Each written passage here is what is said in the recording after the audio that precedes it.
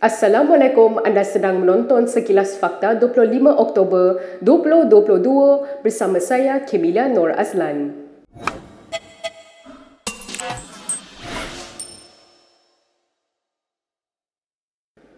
Ismail Sabri Yaakob hari ini menolak cadangan dibuat pengerusi PH Anwar Ibrahim agar calon-calon Perdana Menteri dipertemukan dalam sesi debat. Bagi naib Presiden UMNO itu, amalan berdebat untuk calon Perdana Menteri bukanlah budaya di negara ini. Dan dia pun tak mendatangkan apa-apa hasil pun. Kalau kita bagi dia berdebat, dia akan sebut tentang janji dia, manifesto dia. Bulan dan bintang pun dia akan sebut waktu itulah. Jadi tak perlu pun. Selama ni pun kita tak pernah berdebat sebelum pilihan raya dan kita bentuk kajian berdasarkan kepercayaan rakyat kepada kita. Bukan berdasarkan 1 jam debat tersebut rakyat yakin atau tak yakin kepada kita. Pada 19 Oktober lalu, semasa berucap di Temerloh Pahang, Anwar mencadangkan agar 3 calon Perdana Menteri yang bertanding dalam PRU kali ini dipertemukan dalam acara debat. Satu lagi gabungan yang menyertai PRU ke-15 ialah Perikatan Nasional yang menampilkan Muhyiddin Yassin sebagai calon Perdana Menteri. Menurut Anwar, perdebatan itu perlu memberi tumpuan kepada isu dasar dan perancangan agar kesesuaian serta kewibawaan ketiga-tiga calon terbabit dapat dinilai oleh orang ramai. Sementara itu, ahli MPT Bersatu Abdul Latif Ahmad mendakwa Anwar tidak layak dinamakan sekali lagi sebagai calon Perdana Menteri PH.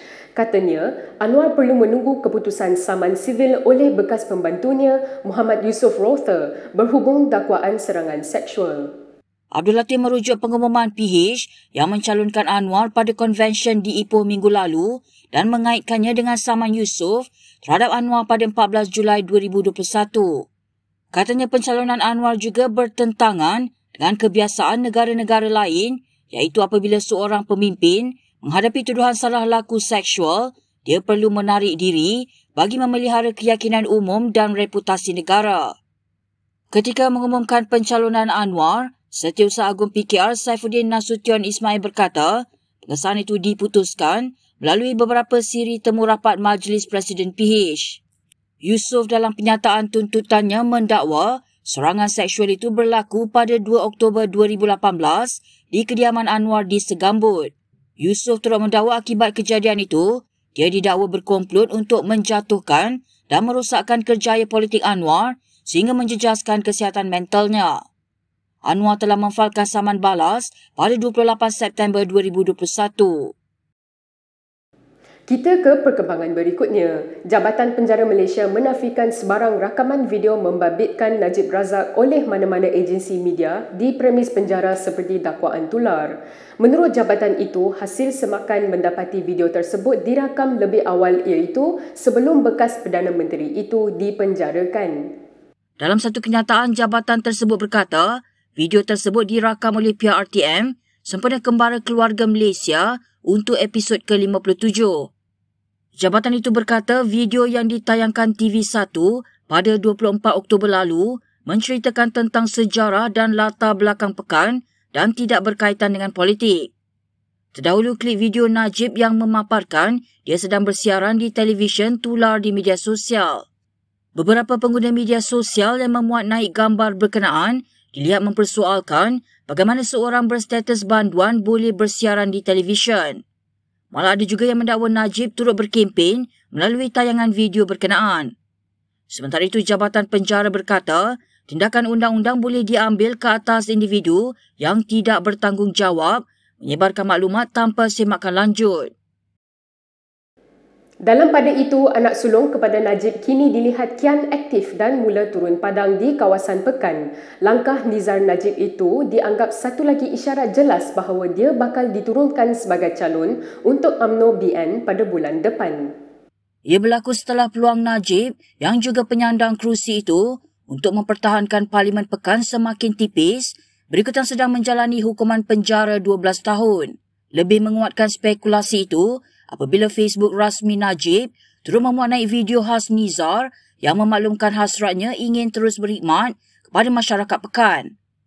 Menerusi video berkenaan, Nizar menceritakan perjalanan kerjanya sehingga menceburi bidang politik. Nizar juga dilihat turun padang bersama UMNO bahagian untuk menjalankan gerak kerja bagi menghadapi PRU ke-15. Sementara itu, sumber UMNO ketika dihubungi Malaysia kini memaklumkan Nizar hampir pasti akan menggantikan Najib bagi mempertahankan kerusi Parlimen Pekan. Katanya aura Najib masih kuat meskipun bekas Perdana Menteri itu kini sedang menjalani hukuman di penjara Kajang. Berita seterusnya, Timbalan Presiden PAS Tuan Ibrahim Tuan Man dijangka akan dicalonkan untuk bertanding di Pahang pada PRU 15. Dia sebelum ini pernah memenangi kerusi Dun Jangka, salah satu kerusi dalam Parlimen Kuala Krau pada PRU 10 yang lalu. Tuan Ibrahim yang merupakan anak kelahiran Jerantut juga pernah memegang jawatan Pesuruhjaya PAS Pahang antara tahun 2004 hingga 2013. Penyandang kerusi Parlimen Kubang Krian itu bagaimanapun memaklumkan dia menyerahkan sepenuhnya kepada pucuk pimpinan PAS mengenai kerusi yang bakal ditandinginya. Untuk rekod pengerusi Perikatan Nasional Pahang ialah Saifuddin Abdullah yang juga penyandang kerusi Parlimen Indra Mahkota.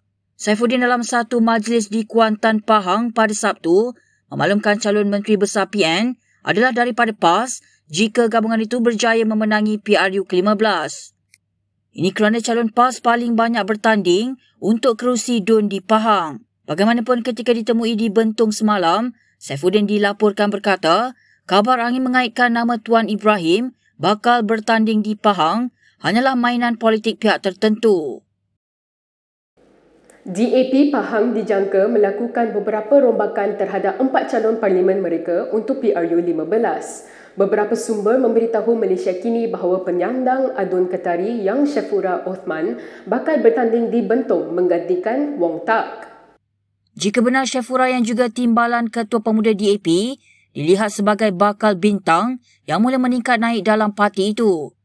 Dia dijangka akan berdepan dengan bekas Presiden MCA Yau Tiong Lai yang mahu merebut semula kerusinya di Bentong.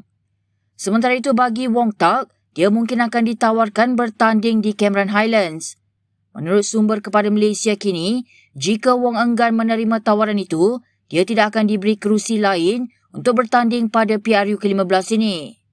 Dalam pada itu, Syafura memaklumkan bahawa keputusan mengenai calon akan diumumkan oleh Setiausaha Agung Parti Anthony Loke pada minggu ini. Selain Bentong dan Cameron Highlands, DAP Pahang akan bertanding di Raup dan Lipis, dengan Lipis merupakan kerusi baru yang diperuntukkan buat parti itu. Berikut beberapa lagi ringkasan berita untuk hari ini.